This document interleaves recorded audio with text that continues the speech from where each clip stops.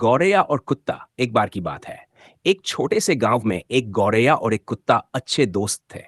गौरैया हमेशा अपने प्यारे गीतों से गांव के लोगों का मनोरंजन करती थी।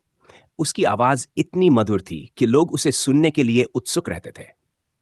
कुत्ता, जो गांव के एक बगीचे में रहता था, माँ गौरैया के गानों का बहुत बड़ा प्रशंसक था। वह हमेशा गौरैया की गाने की आदतों को सराहता और उसकी आवाज सुनने के लिए वहां रहता। गांव में एक दिन अचानक बुखार का प्रकोप फैल गया और कुत्ता भी इसकी चपेट में आ गया। वह बहुत बीमार हो गया और उसे चलने फिरने में कठिनाई होने लगी।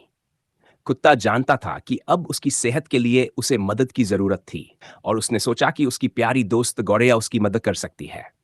उसने गौरैया को बुलाया और उसकी मदद की गुहार लगाई। गौरैया ने कुत्ते की स्थिति देखी और सोचा कि उसे अपनी गायकी के लिए समय चाहिए। लेकिन उसने अपनी आदत से मजबूर होकर गाने का निर्णय लिया और अपने मधुर गीतों से कुत्ते को सांत्वना देने लगी। वह गाने में खो गई और कुत्ते की बीमार हाल तक को भुला बैठी। गौरैया की गाने में व्यस्तता इतनी अधिक थी कि उसने कुत्ते की मदद की वास्तविक आवश्यकता को नजरअंदाज कर दिया। कुछ दिनों बाद कुत्ता बहुत कमजोर हो गया और उसकी स्थिति और खराब हो गई। अंततः गांव के अन्य लोग कुत्ते की मदद के लिए आए और उसकी देखभाल की।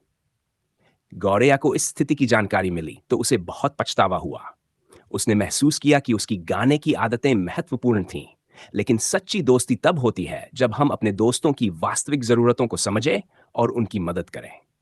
मोरल: सच्ची दोस्ती तभी होती है जब हम एक दूसरे की वास्तविक जरूरतों की मदद करें और केवल बाहरी आडंबर में न फंसे। इस कहानी से यह सीखने को मिलता है कि सच्ची दोस्ती में केवल बाहरी दिखावे और मनोरंजन के बजाय हमें एक दूसरे की वास्तविक जरूरतों और समस्याओं को समझकर मदद करनी चाहिए।